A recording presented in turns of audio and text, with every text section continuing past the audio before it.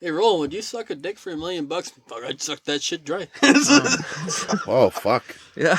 That's okay. It depends on how. That. Well, here's a good. But then where's the limit? Like, you gotta talk them down from that. Would you do it for, $500,000? Oh, Shit, probably. yeah. $500,000? That's a new house. Yeah. A good house. All right, well then here we go. Tim, the producer. Well, would you suck a dick for $1 million? Yeah. How about $500,000? Yeah. 250,000. This is like Who Wants to Be a Millionaire, but in reverse. You lose dignity as you go. I'm going to have to move to another state to get a mansion, so this is getting like real tough. Suck dick in Washington, move to Montana. You got to think about the mechanics of it. Like, right. Wait, how much dick am I going to suck? I forgot. Hold on. Where are we at right now? Is it 250,000? Yeah, we're at 250. Okay, that's where we're at right now. Okay, I'm getting a mansion a lifeline. in Kansas. I'm getting a decent home. And how long am I working at this? And am I getting the load in my throat, or does it? I mean, I feel like a blowjob, sucking dick is it's implied to completion. Okay, well, hold on one second. Let me call a friend. Yeah, call a friend. Hey, well, I'm gonna use a lifeline. What was that movie? Oh, how yeah, the desperate interview. could the friend be? He always said the best part was the money shot. Yeah. So what's Is it gonna go in my eyes or? It could. I mean, I feel like It's a gamble.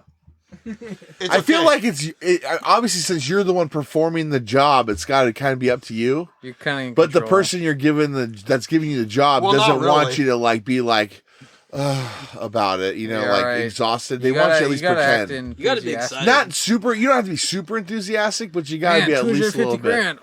But I can't. I'm gonna buy a house. Could you imagine that? He gets a freaking load in the face, then he's got to have a smile on afterwards.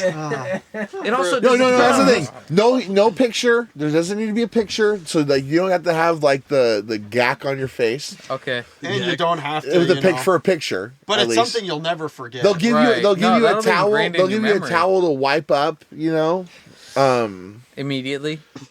Yeah. You just got to think of it as a spitting cobra. It's like, it's not, let's put it this way. It's very classy. It's not degrading. You're Julia Roberts. In a dark room. You're Julia Roberts and they're Richard Gere. Like, he's like a gentleman about it. Minus the But hamster. he's just paying you a lot of money to suck his I know dick. this is wrong, but you're going to like it because it's so And he's nice. like, it's okay. Just do it, and it's just our secret. This is the little thing you're doing. Right. It's a job. The government won't inquire about this money and yes, cash. Shit, I think $100,000 is my limit. $100,000 limit. $100,000. I want the money up front. Now, do you want cash or Venmo? Cash, right? Well, because cash is kind of a pain in the ass. That much cash. You gotta have. You gotta load it. Deposit that much into It's the traceable. ATM? Then I'm just saying. It's gonna be on the record that you suck dick because like a Venmo transaction is like you know why winky face, fucking eggplant with a splash, and then they'll give you like $100,000 in the Venmo, and then that's that guy forever. sucked dick for $100,000. Unless they make that a private, means. like a private, it's like a public comment on Venmo. No, like, so the Venmo note is sucking. No, that's the Venmo note is you know why, and then a winky face, eggplant, and a splash. Oh, and that's more. And it's a public Venmo. It's not a private Venmo message. So like when you log in, you see like so and so paid so and so for groceries, and then it's like Tim got paid from anonymous for you know why, winky face. $100,000, you're like, oh shit! This sounds like Tim's hoeing. That guy might have sucked some dick. $500,000 at that point. Right. That's right. So I want to be in a house where people aren't disturbing me every day. So you want like in a place they can't afford. So for the record, Tim wants $100,000 cash. If you're not going to publicly announce it. Or $500,000 if you want to digitally transfer money via Venmo, Bitcoin, or Cash App.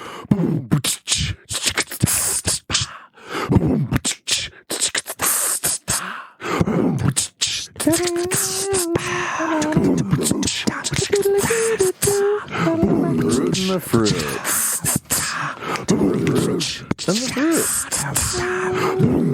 The brute and the fruit. The brute. The fruit and the fruit. honesty is good. Yeah. You know, Yeah. even if it makes you take a hard turn. Jesus Christ. Did you hear that on the microphone? I hope. That definitely got I think picked I up by did. my I hope that microphone. picked up. Yeah. We might have to put like a gate on it to really like analyze the audio. For those of you that heard a multi-second fart. I thought it was gonna be silent. That wasn't even a fart. That was like a rumbling. Hey, I did a John C. Reilly impersonation on the phone with my buddy earlier today, actually, but it was from Gilbert Grape. It was like, oh, am I supposed to play the dumb one? No, just the friend. Oh, all right. Okay. Sounds just like him. All right. Let's hear it. This is from the dailymail.co.uk. Hold on, can I say something real quick? Go ahead. I feel like we have an intro song to the show. We have a fake shit show intro. We need a news intro. Yeah, we need Yeah. news intro. Yeah, we do. Dun dun dun. No, Do you do it like a dramatic, like a... Yeah. You do it like that? Breaking Okay. news. If you listen to Howard Stern, there was a woman. Oh God. There was. Indiana I forgot the Jones. woman who did the Howard Stern news. Like they would do like a news flash, and it was really. But the song was like serious sounding, but it was like Lisa poops at work or something. It was like really funny. But yeah, so we need a theme song for your intro. I agree. I totally agree with that. We'll have to think of something tonight. Yeah. And All if right. any of you viewers have any content on how to make this better, send it to Brute.n.fruit@gmail.com. Look at that. He's got it memorized. I still don't. This is from the Daily Mail. The albino tribe butchered to feed a gruesome trade in magical body parts. Yeah, that's a headline that grabs you. Yeah, but I don't even know what that albino Yeah. like. There's an albino tribe. Albino tribes in Africa. Like there's Oh. albinos that they get born with, the white skin and Yeah, the red yeah. hair and Right. shit. Yeah, And- yeah. So you should have prefaced and then read the Yeah. headline. Just saying, They're I sick was as the headline is the literally preface. thinking of something similar to this yesterday.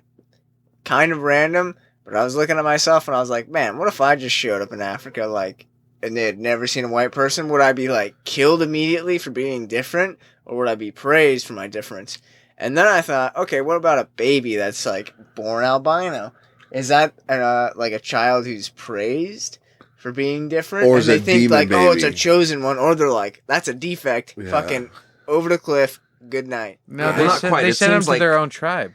But, Apparently. no, Well- but these people, are they, like, coming together to meet? Or they send them off? Like, this is... think about the. I don't know. Think about the guys who go on those like missionary trips to the people who've never had contact with human life Right. before, and then they get just immediately shot with an arrow as soon as they like, Right. hey, have you guys heard about Jesus Christ Latter-day Saints? Oh, fuck, no, it's a bad idea. No, That's I've been crucified. No, Serves them right. Serves then, them right. Then they just start eating them. Yeah. Yeah, I turns hope into so. cannibal holocaust. Very good. All right, Burger, continue. Like a hunted animal run to the ground, the little girl was cornered. Branded a ghost on account of her striking white skin, Miriam Emanuel had been chased through her African village in a remote corner of Tanzania by a bloodthirsty mob. Exhausted and terrified, the 5-year-old slumped in the dust at the end of an alley. She whimpered and cowered while the adults surrounded her and sharpened their knives and machetes. This seems like a novel. This is not a real story. Then they set to work, God, no. This who would butchering her and dividing up her remains between themselves. Miriam did not have the benefit of being unconscious before she died, said one shocked investigator. She was killed like an animal by grown men who showed no compassion for another human being. This is made up. Miriam's crime? She was an albino. One of more than 17,000 black Africans who suffer from a rare genetic condition that makes their skin white and their hair red or blonde. And in a continent where millions believe in black magic, or mutai, their organs and blood are worth far more than their lives. So it's a form of currency. What shitty website did you find this? This on, is Burger? all over. This is Daily is Mail. Daily Mail. There was several other ones. This is one I just happened to choose. For decades, the albinos of Africa, known as the tribe of ghosts, Zeros, or the Invisibles, have suffered appalling treatment at the hands of their own neighbors and are murdered for their body parts, which are believed to bring good fortune and cure all manner of ills. In many African nations, but mostly commonly in Tanzania, albinos are butchered in the street. God, it's a weird world. Next time somebody complains about living in America. Their remains are used in the macabre human potions used by traditional healers to treat the sick. Believing it will bring them good luck and big catches, fishermen on the shores of Lake Victoria weave albino hair into nets. Oh my god. This sounds entirely fake. It's not fake. This is legit. This is ridiculous. Tim doesn't want to believe that there are people that would do things to other people because they look differently. Well, No, Tim this is is human naive. nature. This is too far past reality. Why would you have a net made of ginger hair from the people who are born like every 10 years? You just save that hair. How many albinos are there? That's ridiculous. 17? Yeah, 17,000 was the number. Yeah, no, this is fake. You're kind of like at least half retarded if you believe this is true. I'm seeing This a is lot real. of pictures All you of believers white who think this is children. true, This is absolutely you should real. kill yourself because you're too dumb to be on this Bones earth, are really. ground and buried in the earth by miners who believe they will be transformed into diamonds. The genitals are made into treatments to bolster sexual potency. Despite the increasingly modern appearance of many African towns and cities where almost everybody carries a mobile phone, and the young bid to wear the latest Western fashions, many educated people still believe in black magic and traditional medicine. I like how they combine those two things. Right. And treatments made from albino body parts are believed to be particularly powerful, even by rich urban dwellers. In fact, the eyes, blood, and organs of albinos can now fetch thousands of pounds, unimaginable sums in East Africa, where millions live on less than 2 pounds a day, and where the shocking trade is most common. So this is a United Kingdom article. That's why they're referencing everything in pounds. Indeed, the colossal sums involved have spawned a new breed of freelance killers, often protected by the police, who harvest albino body parts for massive profits. One of the accused... So there's people that are... Oh God. The court in northwest Shinganga district near Lake Victoria ordered 3 men to hang for their part in the slaughter of Matatizo Dunia, a 14-year-old albino. He had been bundled out of his home in the dead of night and cut into pieces. God. One of the accused was caught with the boy's leg. The remainder of the corpse was found hidden in bushes. The guilty men admitted they planned to sell the white meat to witch doctors. So this is a world that's much different from our own.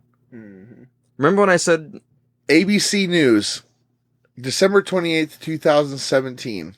Tanzanian children with albinism hunted for their body parts receive prosthetic limbs and new lease on life. In Tanzania, people with albinism are believed to be haunted beings. ABC News. You want to read Why would I believe that? I'm just saying this is ridiculous. I don't believe it. Well, it's just extreme. You don't live in this world. Yeah, I don't believe it. You can say whatever you want. I don't believe it. So for you, it's burying your head in the outside out of mind, is what you're saying. Well, it's like, this is just so ridiculous that no, I don't care who says it. I'm not going to believe it. So you don't want to believe it. No. I know, I'm pretty sure that it's not possible. But you... Why wouldn't it be possible? How is it not possible? Do you believe that there are people who go out and kill, like, elephants and rhinos for their tusks and this and that, and they're on the brink of extinction? Right. Right. How different is this from that, though? It just seems impossible. The children right here who have missing arms. We're talking about a continent that has really not seen much modern advancement at all. Like, in a few parts. Why would ABC News write an article about children getting prosthetic arms and shit for being hunted and chopped up? Some of these people in Africa still live in the Stone Age. Like, a good majority of them are just, like, literally... I just don't want to...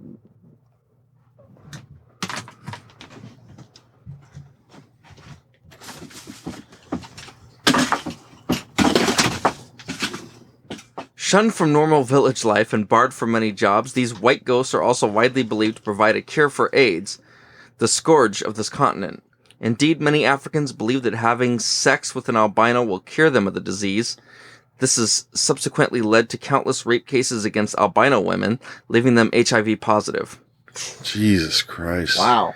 God, this is a monstrous existence. You guys always pick the best ones. Yeah, well, you know. The Conan one was at least funny. We try to stay ahead of the curve. Yeah. But we also try to raise awareness.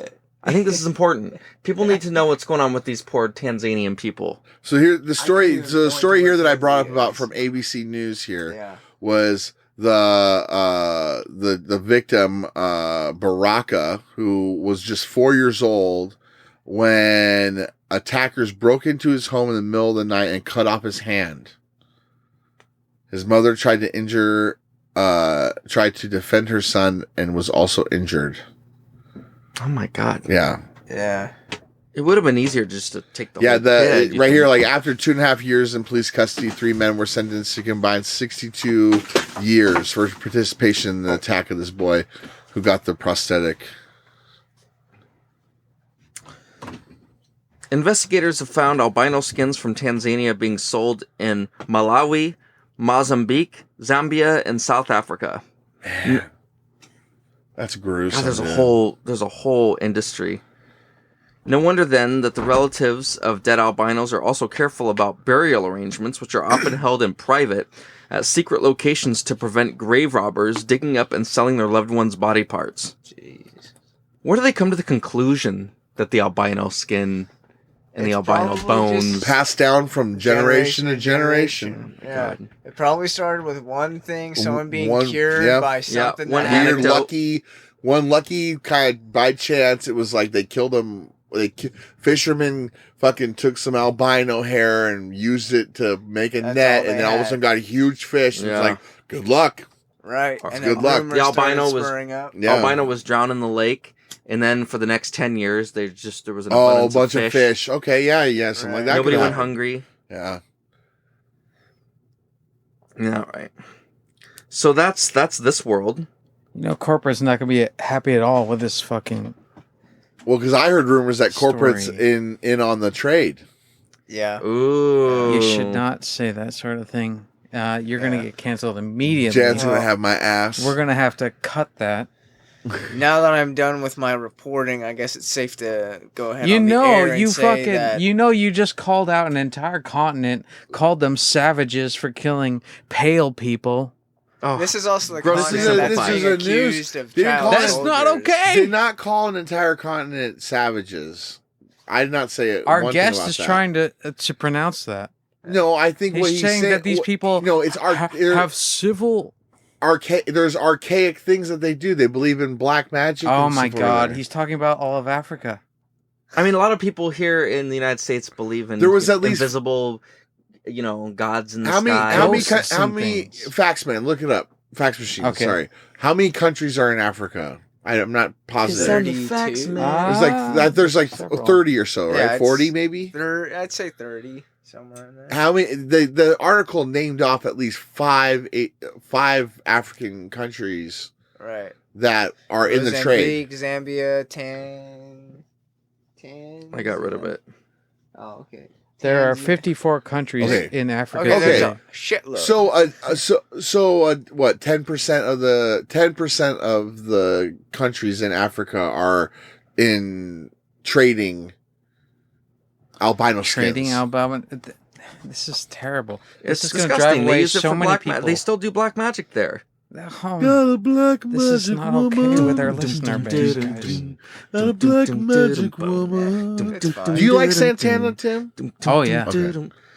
We'll put some Santana Well, on later. You know, there's some good Santana, like the first 3 albums for sure. And smooth, right?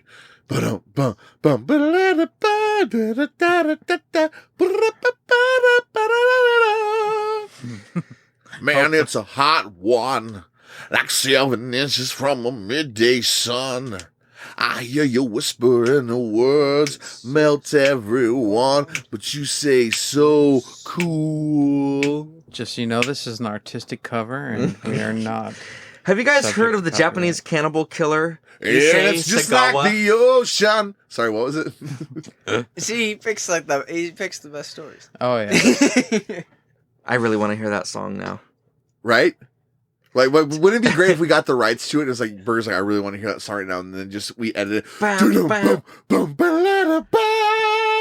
And not even the radio edit, like the full album version where you get the extended intro solo. Increases our episodes. Yeah. length. All right. The Japanese killer Issei Sagawa. Have you heard of him? I believe he beat Okada at the Tokyo Dome at Wrestle Kingdom last year, right? No, that was Kota Ibushi. No, Kotobushi actually lost to him. It was Naito. Oh, Naito. Of Naito course. beat. Of Yeah. Come on, course. get your shit together. As long as you Get guys your shit pronounce together. names If we're gonna properly. do weird stories, you gotta at least know who won the climax or who won the world title at the Japanese wrestling. Issei Sagawa. So okay. Was he the closer for the Mariners in 2000? No, that was Ichiro Suzuki. No, he wasn't the closer. Oh shit. Shigetoshi Hasagawa. I just tried that name sound familiar. That's pretty close. Yeah. Anyways, go on. Japanese cannibal killer Issei Sagawa returns to the public eye as subject of documentary. Wow. All right. In 1981, Issei Sagawa shot a Dutch woman dead in Paris and over the following 2 days ate parts of her body. He managed to not only escape justice but also profit from the killing. Wow. The past 20 years, this is from South China Morning Post, this article. The past 20 years, though, have not been kind to Sagawa. He has gone from a decade of relative fame in Japan as an author, magazine columnist, novelist, restaurant reviewer, television commentator, and even porn star. What? To temporary obscurity and failing health. He will soon be thrust into the headlines in his homeland once more by a film that retells his grisly story and seeks to explain his mental state. He's got a. All right, I'm video, going to ask the a question, movie. so you might as well just skim ahead and get the answer. Okay. How did he get off from killing and eating some bitch for 2 days, and now he's a porn star in Japan? No, he was before, right? Well, no, after his That's killing. what he's saying. That he was able to circumvent His the law. fame. This started his fame. Yeah. Yes. That's me. Okay. All I gotta do is kill a bitch. So before Take a he little could bite. before he could be tried, a court found Sagawa mentally unfit to stand trial, and he was committed to an asylum. This is in Paris. His wealthy parents soon petitioned the authorities in Paris to release their son on the grounds he was too far away from home, and the French were apparently only too glad to put him on a flight back to Japan. I like to apologize real quick. I did not mean I did not mean bitch in a degrading term when was a woman talking who was about her murdered and eaten. I just realized I let 7%. I'm like, man, that's yeah. I apologize. That was out of line. You're a monster. I said bitch. I'm not apologizing. I apologize on behalf of everybody in this room. In Japan, however, Sagawa's parents found a compliant psychologist who declared their son was not insane and therefore no longer needed to be detained. He was not insane. He was just hungry. Come on. He was released and re-entered Japanese society, embracing his newfound celebrity status. Why would they release him? Sagawa was invited to pen column because he didn't commit a crime in Japan. He committed a crime in Paris, and they declared him insane, and they had him But then they said he wasn't insane, so that in he Japan. In Japan, they so that said he could be released. yeah, and they released him because he wasn't insane, but also So they he's couldn't- extradited to Japan. Yes, And So they like, say you're insane. That's why you killed someone, but you're not insane, so you're right. free. Paris said he was insane. The prosecutor in Japan said not. right. The prosecutor in Japan was like, dude, have you ever ate French food? He was hungry.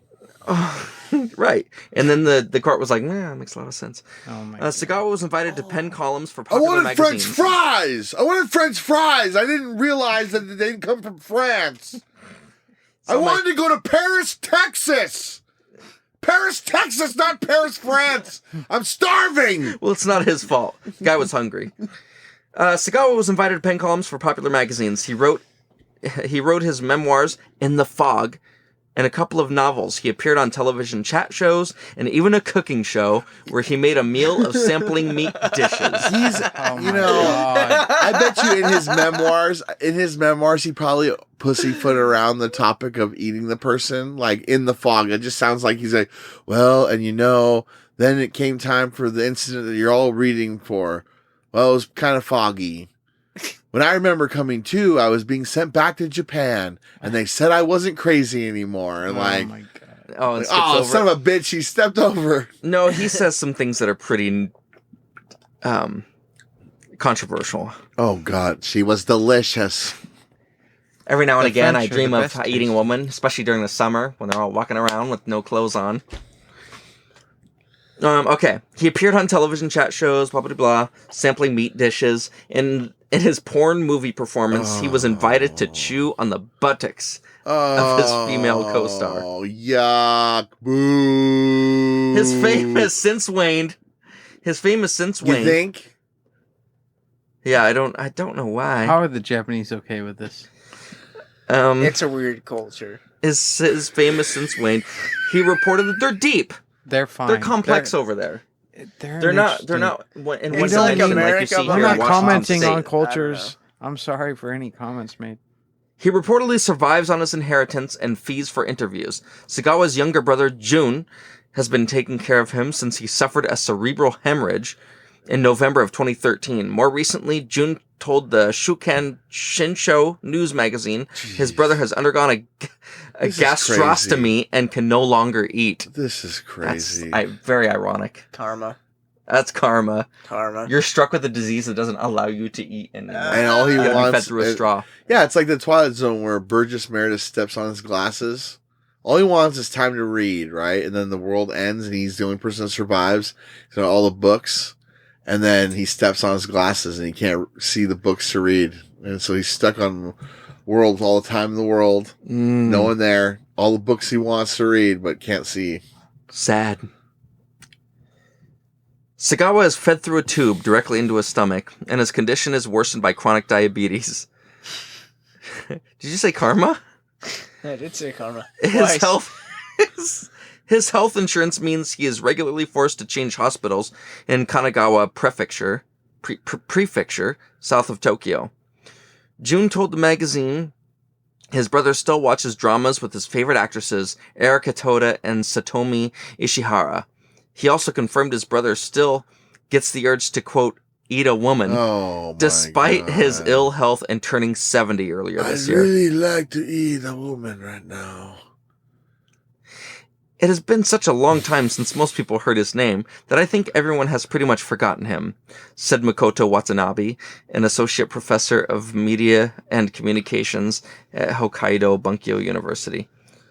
Personally, I don't remember the case at all, and I don't recall seeing him on television, so I can only imagine that this movie is meant to attract attention because it is so shocking. It's basically a documentary horror show of a subject that is taboo. Watanabe admitted to being at a loss when pressed to explain how Japanese media could have deemed it appropriate to hire a man who freely admitted to killing and consuming a woman. I cannot understand why they would use him for entertainment. He said his story should have meant it was impossible to employ him, even though he was never convicted, and it is wrong that he made money from his notoriety. Also, he's very short. He described himself as being... He was like 4'11". Holy moly. Yeah, he described himself as short and weak and ugly. Yeah, you'd never see him coming up behind you, stabbing you in the back. With legs that look like pencils. So supposedly what he did was he got, this was like a college thing in Paris that he was doing, and he befriended this girl, Renee. And he was having her read poetry, German poetry. So as she was sitting at the desk reading this poetry, he snuck back and got his gun out of his closet and just shot her in the back of the head. But they were like friends. They went to concerts and they hung out and they went to dinner. It's creeps like that gives losers like me a bad name. Well, I don't know if I don't know if that's the case. I don't like this story. This is a I don't bad like it at all. It's very story disgusting. for radio. Well, I think it's appropriate for radio. This guy, I mean, you could see the way his fame, like, it's just such a classic tale of fame. He does a heinous crime, right? So now his 15 minutes has started. Right. He gets extradited to Japan. When he first gets there, he does classy shit like a fucking food show or a food column and Of course. And, he did. right. And then what's the last Sampling last thing meats. is porn. Last thing he does is porn. That's now, before you're. And now he's on his deathbed. Right. And so now, as one last effort, they're going to do a documentary to cash in one more time on his fame. Everyone's This is gonna, the tell-all before Yeah. he dies. Yep, Yeah. exactly. Porn is always the second step to the last, It's either the second step to the last or the first step to the end. To superstar. No, the next step to stardom. Like Kim Kardashian sucked some guy's dick on a Porn's a transitionary. yeah, and she went. Now she's stardom. Famous as fuck, and that's all because she They're supposed gave to a be guy another a step fucking after or before porn. a blowjay on a video, huh? There's supposed to be a first step or a secondary step after porn. Porn is like a transitionary. Right, or it's your final destination. Yeah, it's either a stepping stone it's or either it's an a ace in the stumbling hole block. or it's your Jack you never wanted. Well, for this guy, it was before the documentary. Yeah. Well, but the documentary is because he's about to die. I mean, he can't Right. even eat anymore. So he's at his absolute worst. So when the documentary comes out, they can be like, oh man, this guy's a real piece of shit. And then he'll be dead. And they'll be like, oh, okay. We learned. And then his family now rakes in all the benefit. Right. Yeah, so All right, next that's in story. Japan. That's not something we have to worry about. Next story. Okay. This one is much more like family friendly. I love it when he says that. It's always the third story. We're learning here. It's redemption. The third story is always the one that says family friendly, and then it's either boom, fucking slugs and dicks, or something. So here we go. Let's wait for it. It's nothing like that. Scientists find first ever murder hornet nest in the U.S. Oh, See, I thought this was, kind of a palate cleanser after the last one. murder hornets. Yeah, Yes. but this one's gonna be close Instead to of home, isn't attacking it? It's other gonna be a little countries close for to their home. heinous Or acts, is it we're gonna Bellingham? It's even come close closer home. to the Brute's home than it is to mine. Oh fuck. Stanwood. No, not that close. Oh, Mount Vernon. No, Burlington. you're getting Cedar Woolley. Yeah, okay. Blaine. Since the first Asian giant hornet was caught in the U.S. earlier this year, scientists have been meticulously tracking each and every sighting in the hopes of squashing out the invasive species before it establishes itself in this country. But entomologists found a distressing sign this week that the giant insects are known as murder hornets are taking hold. Here we go. Washington State Department of Agriculture entomologists found an Asian giant hornet nest on a property in Blaine, Washington. Oh, on the border. Right on the border of us and Canada.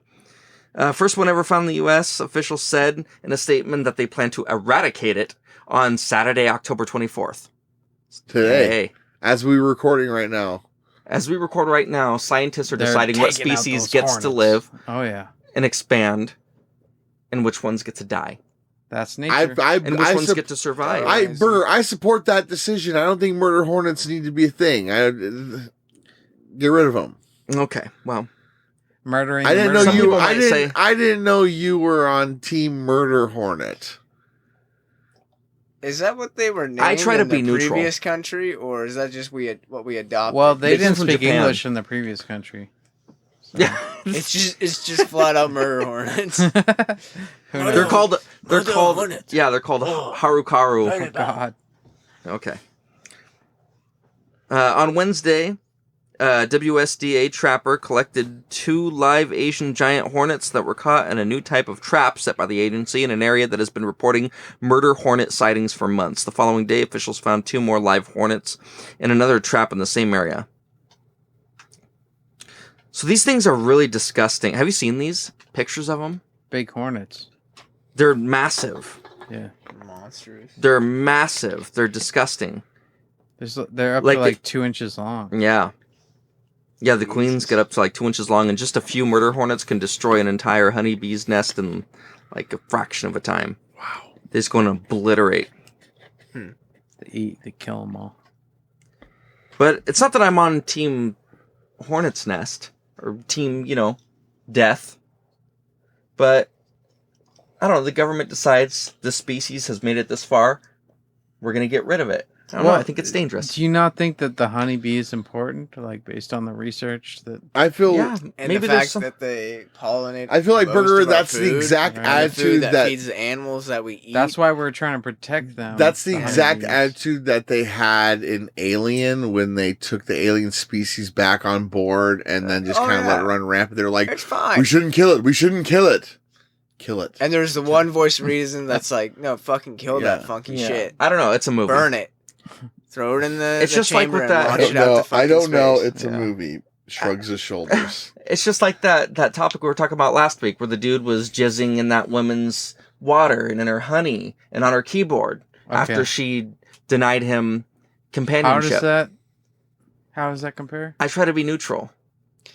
Like maybe. We don't know what she did. We all agree. We don't know what her You cannot go was. back on this. That it's not okay to come. Yeah, you went back on that. You literally, opinion. if you listen back to the episode, you literally said at first, he's like, I think we can all agree that it's not okay to come on people's stuff without their permission. Then by the end of the story, you're going, well, I mean, maybe. So I feel like you're coming on people's stuff without their permission, and you're trying to justify it. And that's why we were okay with murder hornets. Because you're coming on people's stuff. I guess people who support murder hornets in the United States come into people's water without their knowledge. Yeah. You think that's a safe statement to make? Just like a murder hornet would come into a bee's nest and fuck it up. Yep. Yeah. It's all about coming. No regard. Okay. Well, that's the murder hornets. Murder hornet comes poison. So we don't have to worry about them anymore because the one nest is gone in the United States is eradicated as of today. Yeah. Well, we're gonna keep paying all these people like $100,000 a year to take out murder hornets. Or you could pay Tim $100,000 to get a blowjob to suck a dick. He said that he would do it. He said he'd gladly do it for $100,000. He said he didn't matter what. I feel like that should be the cold open. I went back and I said $250,000. No, you said $500,000 through Venmo, $100,000 cash. I think you dropped it down to $5,000 depending on the dick, though. Yeah, that was if it was Channing Tatum's dick. No, assuming he's circumcised. Cash. It was all about cash. For the record, no, we have it for the record. Oh, okay. For the record, okay, and that's on you can hear that on the Brute and the Fruit OnlyFans feed. Where you get the uncensored versions of the show. Exclusive content, folks. OnlyFans for a subscription price of $20 a month. You can get all the content. We're trying to make money. The gory details. Yeah, we decided we were like, should we go to Patreon? Everyone's like, hey, you're on a podcast. You get Patreon. I was like, no, we're on a podcast. We'll do OnlyFans, and then we'll be the only. Because it's only for our fans. That can be our gimmick. And we have lots of fans. Right. And then Burger can start selling foot pictures or some shit on there, and then we're good to go. There's your revenue streams that you keep saying you want corporate wants us to bring in. And diversifying our assets. Yeah, they never specified. They never said we couldn't hoe out one of us, and God know it wasn't going to be me. Yeah. So Burger, was that it for the stories? That's it. I have a quick, real quick. I'd like to, before we continue with the Spooktacular and go to a quick break, I wanted to clear something up here. This week we were supposed to have a really big guest on. Big guest as in someone who's been here before, where we were going to have the great Levi Harris back. Someone we're very proud to showcase. Show. I know that I know Tim was. There was another person in the room who was all a of us more were. testy. We can just agree that all of us were very. Anyways, we tried setting it up with him. He couldn't make it. I guess the guy's always on the go. He had some sort of hearing he had to go to. When I ran into him, here's the thing that was interesting, right? I'm a little confused. When I ran into him, he had, so when he was last here, he had his costume, and because he was doing the costume all month for October. And so he had his like military style fatigues. I believe on. he said he wanted to be an army man. An army man, yeah. When I ran Army into man. yeah, Yeah, Child. As a child, that's what he dreamed of. Burger, respect, man. Sorry. I Do you just not find respect it. a dream? I find it very funny when Burger gets so upset about the army man. Okay, Army man. It's just. He's very disrespectful. You think that men and women who defended our country in the army refer to themselves as army men? Okay, no, but this is a guy who thought of that as a child. Yes. That's what he wanted. Unfortunately, not much has changed. so I run into him outside of Fred Meyer, and he's got on full dress blues for a Navy outfit now Right? as a costume. It's changed. He's changed the costume, but now he's wearing full on like the fancy dress blues. He told me that he was at he's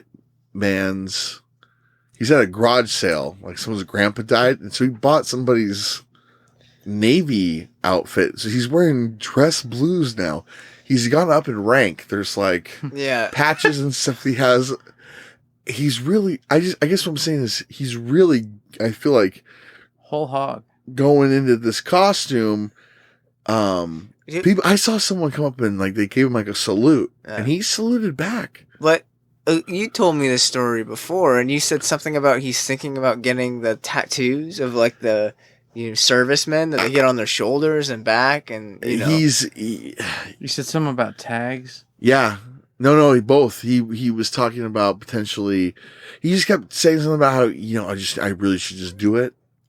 I don't know what he's talking about. So, anyways, long story short, we were in contact and email. Eventually, I got a domain saying that the name doesn't exist anymore. Oh. Guy might be going off the grid. So or something. I don't know. Maybe That's this is very part of one of strange. his stunts, one of his endurance challenges that he's doing. I don't know. Oh, for next month, he's But- already prepping. I'm not sure. So, Endurance anyways, challenges. huh? Endurance challenges, you call him. yeah, He's a phony. it's like the Iron Man, Have you seen how much effort he's put in to wearing that outfit It's like David Blaine. with tattoos? It's like a method actor. He's like Jim Carrey. He's like Jim Carrey in Man on the Moon.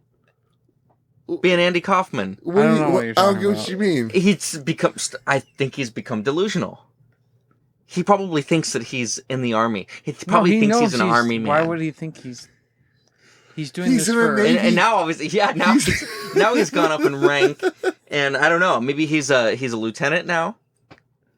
Commander. I don't know. Maybe I'll run into him at the gas station. I He'll be saw a sergeant. Be a Green Beret.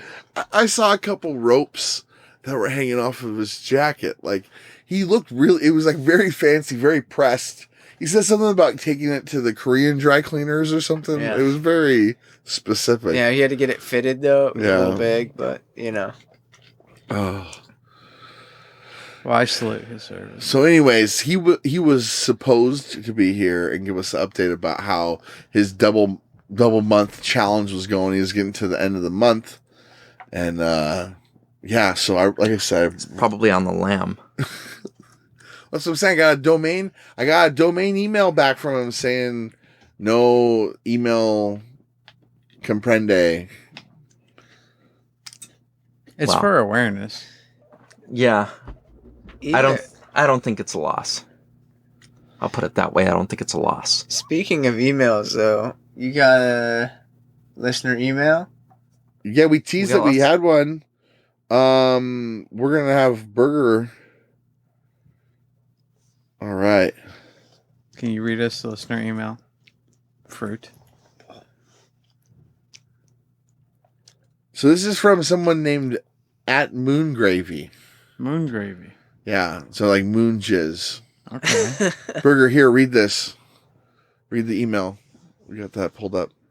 And then we're gonna get into some stories. It's from Moon Gravy. From Moon Gravy. From Moon Gravy. Oh my God. Hi. Okay. Hello, Moon Gravy. Hello, Moon Gravy. Thank you for emailing. That's exciting. To start, I must say I love the podcast. Hey, there we go. Ding, ding, ding, ding, ding, ding, ding. I enjoy the stories you've come up with and all the commentary you provide. High octane. Hey, Yes, all right, yeah. I was curious after hearing about the company reuses condoms and wondered where the hell did they get that many condoms. I looked into it and found that there are estimated to be 70,000 prostitutes in Vietnam, possibly 1 million sex workers total. Oh. If you take Brothels. 70,000 times, 70,000 times it by, let's say they use one condom a day, 7 days a week, total, that is 490,000 condoms, or 490,000 a week times 52 weeks a year. Holy You shit. get 25,480,000 Holy condoms. I'm not That sure why is a we're lot doing of this condoms. math. That's a lot of condoms. Well, that's where they're getting it. The sex workers. There's a deal. It's a whole like shady back room kind of deal. That's our new How and many- cash. How many pounds? Moon Gravy is supplying us with the type of listener Hard-hitting- shit that we yeah. need. The listeners, we put a call out to our listeners. We say, hey, Our listeners are loyal- a steady core. yeah, of loyal brew information. fruiters, broofers, BNFs. BNFers. BNF. You guys, find Yes. this shit out and give us the info and we'll talk about it again. You know what I mean? You Like, thank BNFers you. out there. Do the dirty work. If there's something we can't find and you feel like you could do it, do it. All right, continue, Burger. I like this. I think brothels may have a bin they use for used condoms, and that may be where this company is getting all Yep. their used condoms from. Dude, there That it makes is. sense. They may have a bit. This is someone who's seen it personally. Maybe. It's like in the doctor's office where you put the needles. They bang a guy in their brothel and they rip the fucking condom off his dick Right. and they fucking throw it right into that bin. Of course. And when Hard. and let's say they get 10, 15, 20 clients a day. They bang it out, they throw it in there, then at the end of the day they take their sack down to the processing room. Maybe aka they're the like garbage aluminum chute. cans or glass bottles in certain states where you get like an exchange Money of back. 5 cents. Right. Yeah, right. you It's get like a kickback you're for your condom recycling. Well, yeah, well, she gets a kick out. She gets a Wheelbarrows kickback. of condoms I bet you you. wheel up to the I wonder if factory. do you think the? This is interesting now. Like how deep does it go? Do the sex workers know why they're throwing the condom specifically in that Probably. bin, or is it just like the guy who's running it? It's like you throw that shit in that bin, no Right. questions asked. And they're like, oh, okay. Right. And then the guy's like, yeah, It's like separating the recycling from the garbage. Yeah. It's like, no, you throw that there. Yeah. You just drill into their brain till it becomes, just muscle memory. Condoms, that bin, other trash, tissues, this, that. You throw them in there. They've got obedience. Here's a question. No. I got a question for you guys. Why can't you, speaking of like recycling, why can't you put like bagged recycling? You know what I'm saying? Like I live in a place where there's a dumpster now, like an apartment style place with a dumpster. And I brought a bunch of like recycling to the recycling dumpster. Right. And there was no like I had to dump it out, like the bag. Burger's now he is just coming around here like a fucking Rowan Atkinson, just stumbling around. Like Mr. Bean, I just threw your phone on the ground. It Yeah. died, by the way. Oh, my phone died. Yeah. No, it didn't. It's on right now, you ass. Here, Neither of us could figure out how to use it. don't let it do that again. I don't reading. know what the fuck. The battery's red, though. All right. So, it says here at the end, also check out Mr. Condom. I linked an interesting article about him below. Keep it up, boys. Thank you, Moon Gravy. I think that was a really sweet email. Yeah. That was Moon Gravy yeah. immediately moves up to the top of my favorite listener reactions. Yeah. I thought I really liked the first email we got. He liked was Harry brutally Taint. honest. He liked Harold P. It was Taint. Brute. Harold P. Taint. Brutally honest. Yeah. Well, it was. I tried to get that joke earlier, but no, I really got it. Brutally. All right. It was brute. Oh, but I said brutal very fast. But I should have. Is there any more, Burke? This is the article that he linked us to. Oh, Read perfect. it. All But hail... wait. Bonus news. Hit the news. Hit the news. All right, here we go. Go for it, Berg. Bonus news. All hail the... bonus. Big win. News. Hey, you got some news here. News. You got the news. Read all about Extra. All hail the condom king. I've never met anyone who knows how to have as much fun with condoms, in public anyway, as Mekai Viravidya. Fuck, that's a rough one. The social activist from Thailand has fashioned the contraceptives into colorful hats, dresses, shirts, suits, and other sartorial creations. Nice. Good word. Mikai once gave my dad a baseball hat made from hundreds of condoms. Ugh. He wore the cap at our foundation's annual meeting, earning big laughs from the staff. I would hope. I wonder if that garnered was laughs. before or after the used condom. Right. company, You know? Oh, dude. He started school contests to see who could inflate a condom into the biggest balloon. I really feel like that's what they're trying to get done here with Referendum 90 in Washington State. They're getting there. They're Get- trying. Take the condoms to schools and have them turn them. Okay. Persuaded Buddhist monks to bless them with holy water and convince police to hand them out on the street. Oh, God, this man is unusual. All this fun had a serious goal: to destigmatize contraceptives in a culture where talking about safe sex and family planning was taboo. Makai's efforts have been so successful that he is affectionately known as Mr. Condom or the Condom King in Thailand. Wow. Makai never sought this condom crown. None of us do.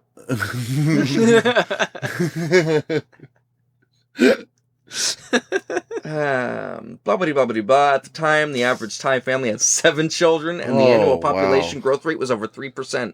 Whoa. Most women didn't have or even know about basic birth control. Worried about Thailand's future, Makai decided to launch an organization called the Population and Community Development Association, or the PDA, in 1974 to promote family planning. From the start, he took an unorthodox approach to promoting safe sex. At the time, Thailand had few doctors, so PDA trained nurses and midwives to educate couples about family planning strategies. In a country where most people are uneasy discussing sex,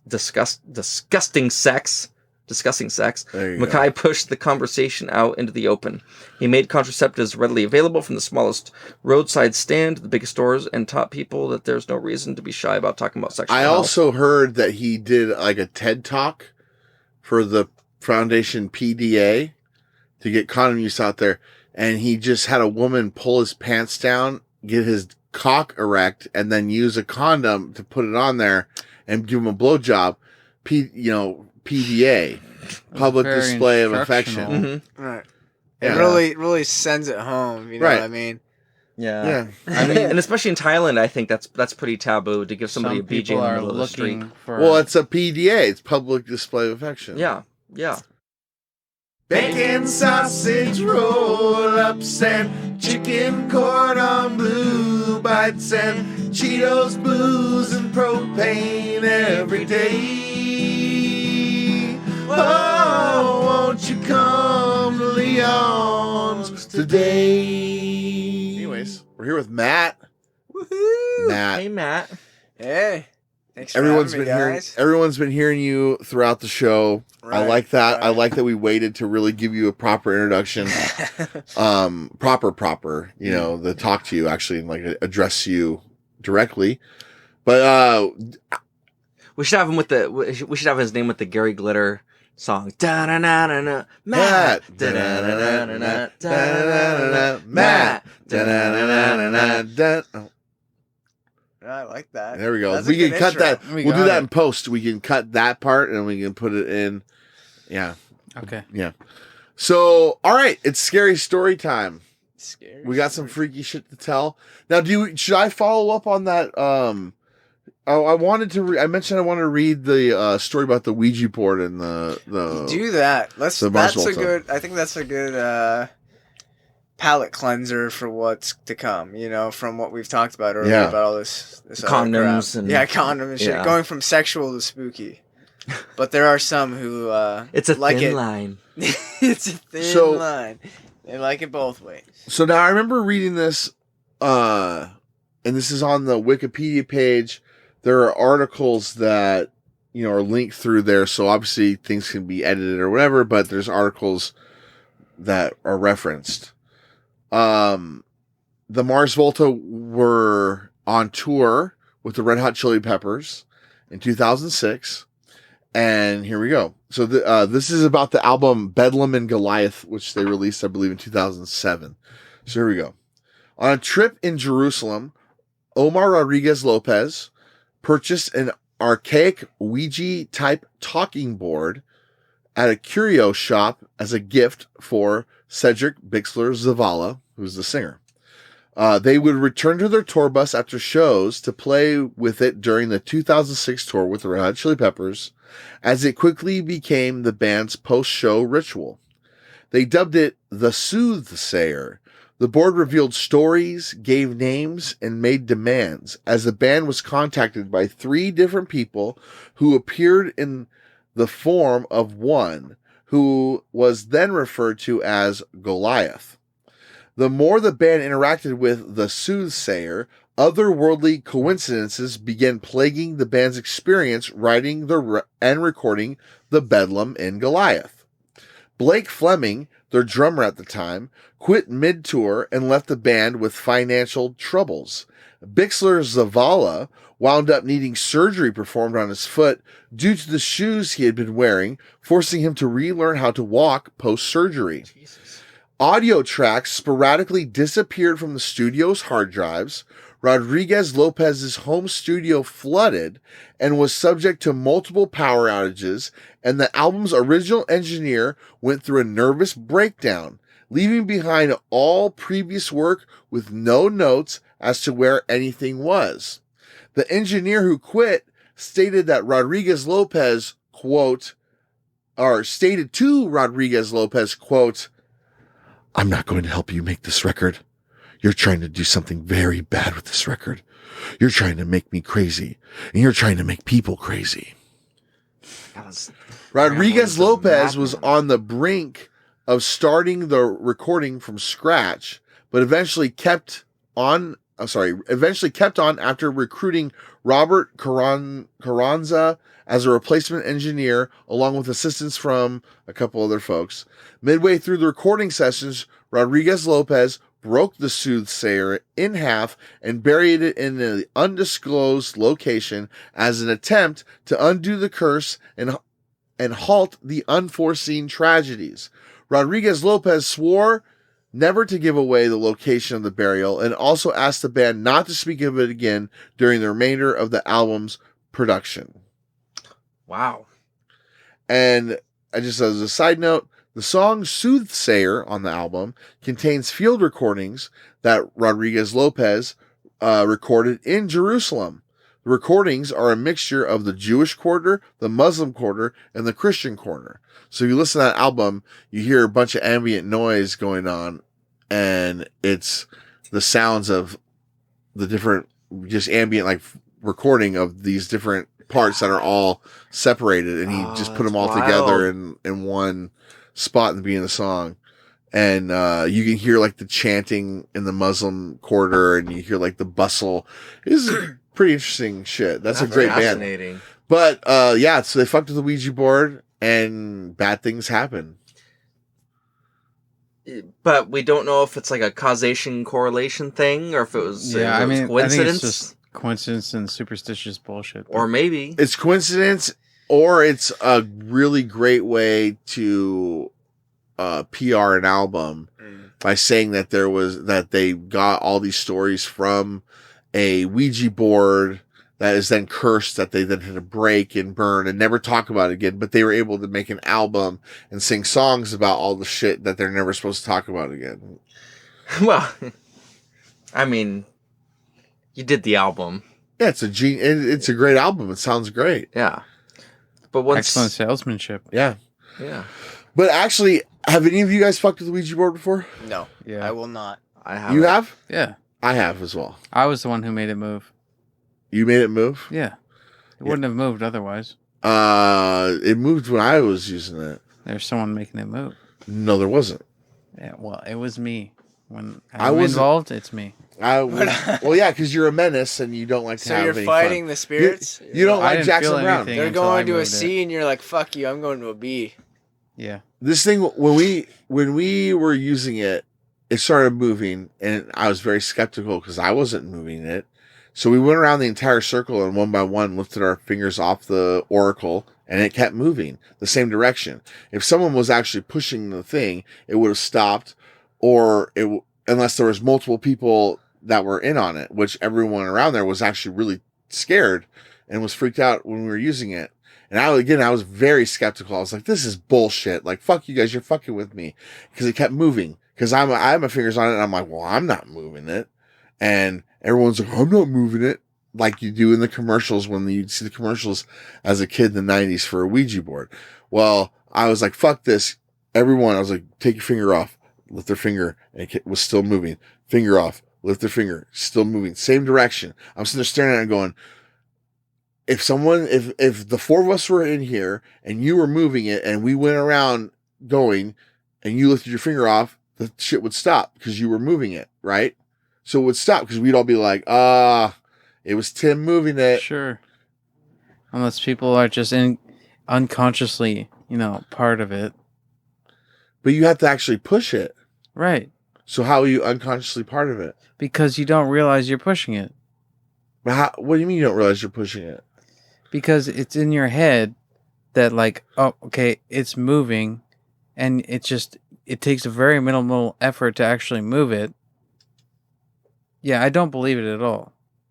You also didn't believe that albinos were getting chopped up in Tanzania. No. Right.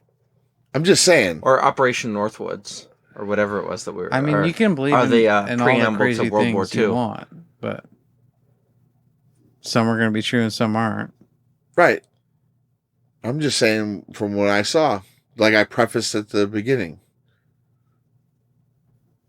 You want us to get to the stories, I started telling it. So now, since we were all moving it apparently subconsciously, even though we again went around the entire circle, and that almost seems more absurd to think that everybody is subconsciously moving the Ouija board mouse. I'm just saying. Why does someone have to be? If it's not being moved by anyone who's touching it, why can't it move without someone touching it? Because it's not like it's like a ice hockey or a air hockey fucking table where the shit's just kind of gliding on there. So it's what's a game causing board. it to move? Is it because the spirit is controlling the people who are touching it? Because the spirit's controlling the icon. It's an oracle. It's that you ask the question and then supposedly that draws whatever spirit, whatever. So it's controlling the people. No, it's controlling the thing. It's moving the board. So why do you have to be Through touching energy. it for it to control it? Because you act as a conduit. It'd be like making a connection. You're what's moving it. Or is it moving itself, but you have to be touching it somehow as an antenna? It's like you're moving it. It's like, imagine driving like it's like completing a tractor. circuit. Like you are the tractor, but you are not the one driving the tractor. You are the one moving it.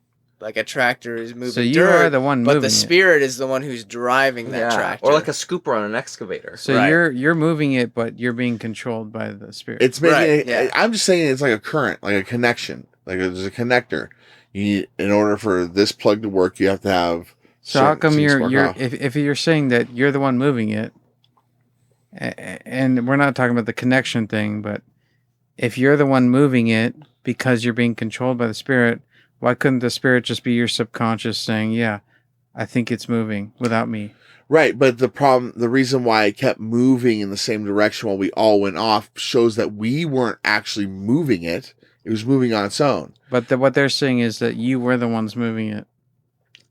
But Like it's he said, just it's like a because you're current. being No, it's like a controlled. current. It's you all go in. If you're just sitting there by yourself, that's why it doesn't work when you're by yourself with a Ouija board. So why is the current through humans? Because we're all just vessels with energy. Because the ghosts that are, or the demons or whatever they are Couldn't you use like antennas or something then? I think they use a lot of radio signals and shit like so that. you could a lot hook of up times. antennas with wires to the Ouija board. You know, it doesn't necessarily have to be the Ouija board, but there are definitely people who do paranormal shit that believe that if they use radio waves and shit, that they can contact or record or hear stuff. Again, whether or not it's true or what they believe or what they hear could just be wishful thinking.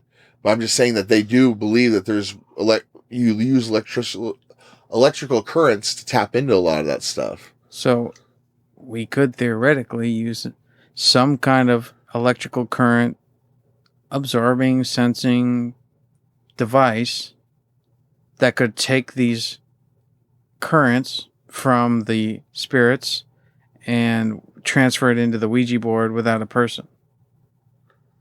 I don't know how you do it. Yeah, you try. You need like some Tesla technology Tesla. where you don't really have a conduit. We should get a Ouija board in here. No. Yes. Yeah, let's Don't- do it. Come on. Let's try with antennas.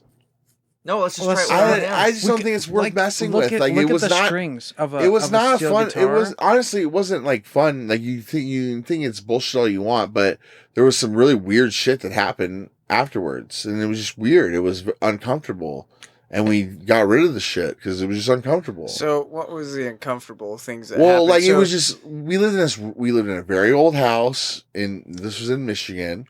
We got a Ouija board, a glow in the dark Ouija board from fucking the superstore. Mhm. Came back, we went in the creepy ass basement. There was like 8 of us, Mhm. and the shit just started moving, and everyone was just pretty freaked out. We asked it because you have to ask it questions. Said, "Oh, there's a spirit in the house" and all that shit. That's where I'm just like rolling my eyes. I'm like, this is fucking stupid. And then everyone was just adamant, like, dude, I didn't move it. We didn't move it. It was just really like, it was a really like spooky, dark feeling, you know? Yeah. So then we were all pretty freaked out and just thought, okay, well, hey, whatever. Hey, that was an interesting experience, and thought nothing of it. But we all like slept out in the living room, and we had a bunch of couches and shit. My girlfriend and I were sleeping on the couch together. She had like a hoodie on, like Matt or like me or like, Tim's is a zip up. It was like this, like a high neck hoodie. And you're sleeping on a couch. I mean, it's small, right? So when we woke up in the morning, she's like, "Oh man, my chest is burning." And I'm like, "Your chest is burning? Like heartburn?" I don't have any Tums, you know? And she's like, "No, my chest." And she took off the hoodie, and she had like a tank top on, and around her boob, she had 2 like cat scratch, like fucking fresh, like scratches on her. Like, and she's like, "Oh," and I'm like, "How'd you do that? How could you have done that?" She didn't have a necklace on. She was literally like kind of like laying in my, you know what I mean? She's like laying almost on top of me on the couch, you know? So it wasn't like there was a lot of thrashing or that she would have had to reach on, you know what I'm saying? Like I would have had to, like, there was just no like really way to that would have happened. So we were just like, whoa, that's kind of freaky and weird. And then I remembered like, oh yeah, she left. It was on my own. I'm like, oh yeah. I remember on one of those like unsolved mystery shows or whatever, they talk about how there'd be something and they'd get like scratches on them out of nowhere or like weird like marks and shit. And then so I was like, oh well, whoa, wouldn't that be crazy, you know? So then all my roommates were leaving. It was like Easter or so. It wasn't too long after that. So they're about to leave for a holiday, and we did it again. This time instead of doing the basement, we did it in the kitchen. Mm-hmm. And I was like, didn't want to do it because I was just like, this is all bullshit. And I was very skeptical, honestly, very skeptical. I'm not just saying that to make my story a point, like very skeptical. the point I'm like, I was like, this ghost's a bitch anyways. Oh, because we asked what its name was, and it gave us it went to S and T. And so like, that's not a name. That's a weird name, you know? And then we started looking up the history of the town, and there was an architect in that town that was the most prolific architect in the early 1900s. His name was S.T. Probit. And we had one of the oldest houses in the city. Mm-hmm. And so that was like, oh, whoa, maybe that's the guy who built the house, like ST. So there was like coincidence. Because when you're going through like old newspaper shit and you're like ST, like what could ST mean? Like, let's look for someone whose name is like Steve Turner or something. Yeah. But then all of a sudden you see an ad and it's just S, period, T, big, ST, Probit. And you're like, holy shit, that's kind of a coincidence, you know? So then we did the Ouija board again. And I remember just third time? No, this is the second time. Okay. So we knew about the ST and everything. Mm-hmm. And I was like, oh, this ghost is a bitch anyways. And I kind of like said that really loud. Well, my roommate's room was right next to it. And coincidentally, he's on his computer doing homework. He's like, I'm not going to do this with you guys. I said, oh, what are you scared for? His name was Ryan. Not Ryan, but Ryan. I was like, what are you scared for, Ryan? This ghost's a bitch anyways. And right as I called the ghost a bitch, he pokes his head back out the door and he's like, I'm coming out there with you guys. He said, my computer screen had one of those weird fucking like, wah, wah, like right as you yell. He's like, it's a coincidence, but right as you yelled and called the ghost a bitch, my electronics just fucking buzzed out. So I'm not staying in my room by myself while you guys are doing that. So he joined us. So we start asking questions and we go, hey, ghost, are you the one that scratched my ex-girlfriend's chest? And it was like, yes. Again, I'm like, this is bullshit. Next question, I'm like, go around. We all lift our fingers up. It's moving, same direction. No change in path, no stopping. And then I got fed up and I was like, this is bullshit. I was like, if this was really real, then it should be throwing some shit across the room. Like, this isn't real. The one roommate goes, what do you think it's doing? It's showing us through the oracle, you know, like that's giving us the sign. And I'm like, whatever. And the oracle immediately started moving. We all had our fingers on it still and started moving towards the goodbye section of the table or of the board, and then proceeded to go past the goodbye and start to keep moving off the board onto the table. Once it made like, there's three little plastic tabs on the bottom. And once the second plastic tab hit of the three, we all took our fingers off and we're like, all right, we're done. We're not going to play with this anymore. And we got rid of it.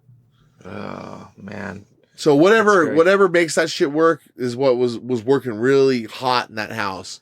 But then we got rid of, so then after the second time we used it, there was one more incident where, again, I was chilling. It would be like we're chilling right now, like we haven't really moved in a while. And it'd be like if I was like, fuck, my leg is burning. And if I pulled up my pants right now and I had a big ass like fucking like scratch up my leg, that should happen to me. Like I'm sitting there, we're playing like Xbox in my roommate's bedroom. I'm sitting in a computer chair just like this. And randomly I go, fuck, my leg is starting to burn. I'm like, it feels like there's like a heat running. I'm like, turn the light on. And I pull my pants up and boom, yeah, as if I had like fucking, you know, cut my leg on a piece of sharp. Right. I don't know what it was. I don't know, but it felt like someone was running a lighter up and down my leg. And then I looked and all of a sudden there's a scratch. Right. So that happened. And then we didn't really live there much longer after that. And we kind of, like I said, I'm pretty sure they got rid of the Ouija board and we never fucked with it again. But that was the experience there. And it was enough. There was enough coincidences to happen to not use it anymore. So right. No real desire to use it again. But all the incidents were isolated to that house. Yeah. That would be a great thing to do to like an enemy. You sneak into their house when they're not around, and you perform a seance with your Ouija board. Yeah, but and then you draw the spirits in. You. Right. Maybe they'll follow you. But I'm saying since in their situation it was all isolated to that one location. Well, I mean, I don't think, because like there's certain people who believe in that stuff, and it's like everywhere they go, it's haunted. Like every place they live, it's like, oh yeah, I got a ghost here. Oh yeah, I got a ghost here, and it's like bullshit. You don't got a ghost. Yeah. But there are certain places where I mean, I know I personally would get like that weird, like, ooh, that uneasy feeling or whatever. Or sometimes like that part of the house you don't want to go down. Like you get those weird feelings like as if you were a little kid again. Like, oh, hey, take the recycling bin out to the front yard and it's nighttime and you're like, oh, fuck. I know that Dracula's not real, but like, hopefully he's not going to be around the corner. And, like that stupid shit you think of as a kid. Not saying you think that as an adult, but it's like that you get that weird feeling again, like, ooh, I don't want to hang out in this part of the house. I'm going to go like my parents' house. Right. That's a good spooky story. Now there's a whole wing of that house that me and my sisters, we stay away from. And that's a part of the house that when we were growing up, that we all like, that's where our rooms were. And I remember growing up having a couple instances where I was like, shit, this is really fucking spooky. I'm not going to stay in this part of the house. Like my folks, I was like probably 16 or 17. So I had a car. I was able to see myself off to school. My parents went out of town for something. I don't know if it was a funeral or a wedding or something, but they went out of town. I stayed home to watch the dog, and my sisters went to grandma's or whatever. Right. So I was home alone, and the way my house was set up is I had my bedroom, the TV was like in the corner. And so the angle from the bathroom, if you angle the mirror right, when you're getting ready for school, you can angle the mirror and you can watch TV in the mirror. So I'm standing there, I'm getting ready for school, and Sports Center's on the TV, and it's like, okay, we gotta, hurry it up, I'm about to leave. And a shadow moves right past, because I'm standing like, I'm in the mirror like this, the door's open to my left. My bedroom's back here so I can see in the mirror, and out of the corner of my eye, peripheral vision, seeing shadows, right? Boom, shadow goes by. I'm like, oh, hey, thinking that it was like my sister, because the only room, my sister's room was right across from mine, but there was no more rooms. It was just a closet at the end of the hallway. So it's a dead end. So the shadow, I was so used, we're all getting ready for school in the morning. My sister moved past. Hey, oh shit.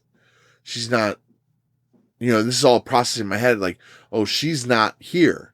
And it's like, oh, it must have been the dog. So I look down the hall, like towards the end of the hallway, the dog is sitting on, like, the dog didn't even walk past the door. So the dog's sitting before the door. So I'm like, shit, what was that? And I mean, no idea, obviously. It was just a shadow. But like, I remember the rest of that weekend not sleeping in my bed, and then just sleeping out in the living room the whole time. Like, fuck that. And then anytime, honestly, since I go there every summer to dog sit for a few weeks, and I sleep on the other wing of the house, like just totally stay away from there.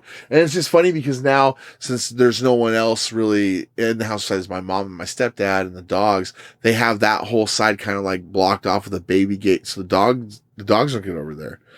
It's carpeted and all that shit, right? And so like, it's just funny because that whole wing is now boarded off, but it's just, yeah, I definitely.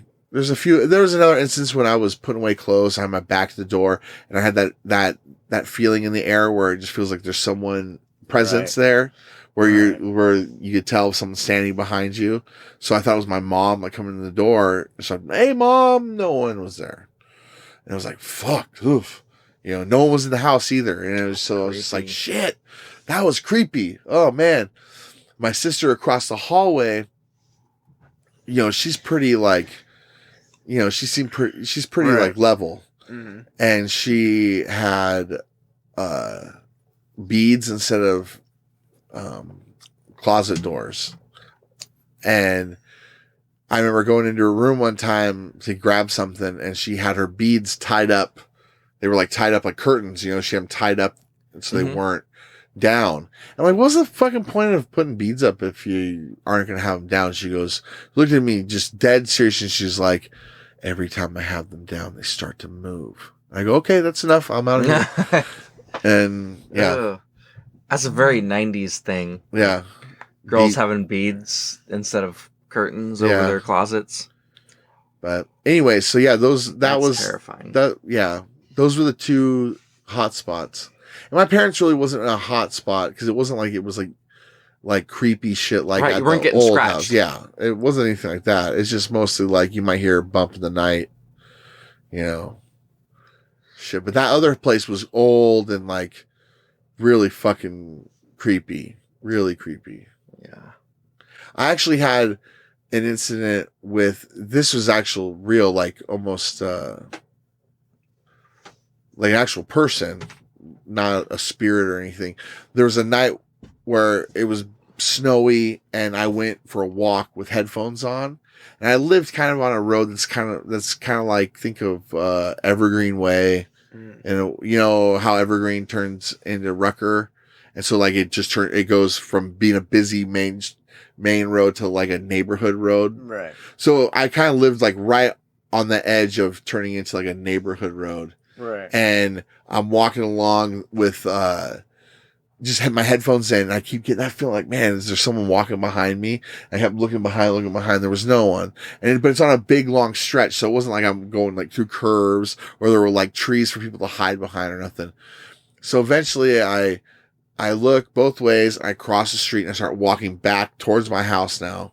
And I'm walking along, and I'm still feeling like, ugh. And I lived right along the St. Clair River, which feeds right into Lake Huron. So like it's like I'm right by the water. So I'm just like kind of walking along. There's these really beautiful houses. And I keep looking behind me thinking, man, there's getting a creepy feeling like something's following me. Ugh. And I'm about to get to the corner of the street to cross back over again to get to my house because I walked in a big square, right? So I lived on a corner house.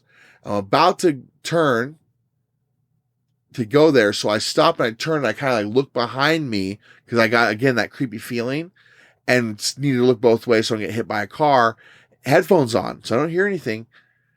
Turn behind me, and within 10 inches, 12 inches, there's a fucking dude right there.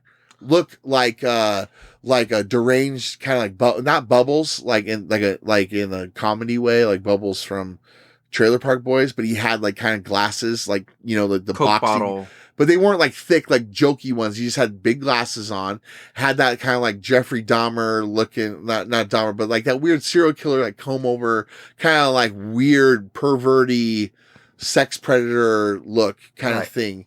And right behind me, like Jesus. right behind me. So I don't know if he was like a drunk, like homeless guy or whatever. Right. I don't know where he came from. Because like I said, there wasn't a lot of shit for him to be hiding behind or for me not to see him because there was a lot of clearance. So wherever he had come from, he was either from one of those houses or whatever, but I mean, he was right behind me. It wasn't like I turned around and was like, oh shit, some guy was walking on the street behind me. It was like enough to where maybe if he wanted to steal my wallet, he could have just, you know what I mean? If he wanted to fucking bash me, he could have. But I saw it and it was like, I jumped back. I'm like, holy shit. And he kind of just like looked at me and I just beelined it across the street. So I get across the street and I get to the corner and I'm like, dude, I don't want this guy to see where I fucking live. Yeah. And he walks diagonally now especially across since the street. He creeps around like a ninja. Right. You don't want him to know you don't want him in the same neighborhood as what you live in. Right. I don't want him to see where I'm fucking at. So then he walks diagonal because there's a liquor, like a they call them party stores over there. There's a party store that was like right, kind of less than half a block away from my house. So he went diagonal across the street to get to the opposite corner so now he's like staring at me. He like crosses the street. And he turns, and I'm still on the corner because I'm like, I'm not going to go any further. I'm standing here. He crosses diagonally, turns around, and then just stares at me. And I'm just looking at him, and I just said, fuck it. And I just turned down my road, started walking, because he turned around and walked away. Another reason why I didn't want him to see where I fucking lived was because that creepy basement that we did the fucking Ouija board shit in had a door that was on its own to get in and out of the house. And there was a staircase that ran up to my floor, and then another staircase from that ran up to the top floor, that there's an apartment that people lived in up above us. So this old house turned into 2 apartments. So from downstairs, if you locked your keys in or something like that, you could get in. If you're able to get in the downstairs door, you can get into the house, right? So the dudes who lived upstairs locked their keys in, and they fucking police kicked the door on the outside right off its hinges almost. Like, boom, busted the deadbolt off of it. So now we just had this door that would just flop in and open, in and out. Boom, boom, boom. The secondary door didn't have a lock on it. It was just like a show door. You know what I mean? So like the only one that had a lock was the outside door. So now in theory, if someone was walking up the street and they see that door open, they could walk through that door, open the other door because there's no lock, and end up just letting themselves right into our house. Right. So I'm thinking, if I fucking walk past and go to the house, and that guy sees the door open, he's gonna maybe help himself in. So like three days later, I was walking back from school in the middle of the day, and because the school was a ways away, but I used to walk. So I was walking back from the school to the house, and as I was walking back, then there's a lot of people from the school that was walking along too. As I was walking back, crossed him again, and he gave me this look, kind of like, "Hey, I know you." And I just remember being like, "Holy shit, that was the guy from a couple nights ago." And I just kind of like kept walking and never saw him again. But that was really creepy. That was a really where did he come from? Where'd the guy come from? Came out of nowhere. And if I hadn't turned around right there, how much would he just kept following me that close, or would he have fucking taken me out? What if you came to a dead stop while you were marching forward? Yeah. Oh my god, what a creep. Yeah. Also creepy, Tim's mic just collapsed onto his lap. Just fell right off the desk. How did it get loosened? Yeah. It's tightened. Spirits are trying to tell me that position. I'm wrong about denying their existence. Maybe He's trying It's to the play spirit. it off. It's the spirit of the slain albino children. Yeah, that you denied. You deny. All right, Matt, I'll deny. take us home, buddy. Let's hear some Spooky stories. Yeah. Okay, so I only really have one ghost encounter, but it's a whole saga, really. Perfect. So it starts on a Monday, right? In the summertime. So it's like, I think it was July. So, the sun rises at like 6 or so and doesn't go down until about 10. So you get a whole range of time. It's hot out, not really kind of like a typical spooky weather or anything. Anyway, so it starts on Monday. I go to work. Everything's normal. Up until this point as well, I don't believe in spirits. I've never really had any encounters. I've heard of them. I've heard of Ouija boards, never fucked with anything. I've always felt like, okay, there could be something out there. I'm not going to fuck with it. I don't want to know. I don't want to know. Ignorance is bliss. Yeah. Outside of mind, like, hey, right. I don't want to risk.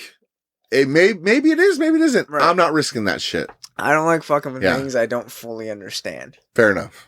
The other side, whatever you want to call it, that's something I'm gonna try and not bother or piss off. I'm gonna go about my life, Right. do my thing. Anyways, get up, go to work, sunny day, everything's cool.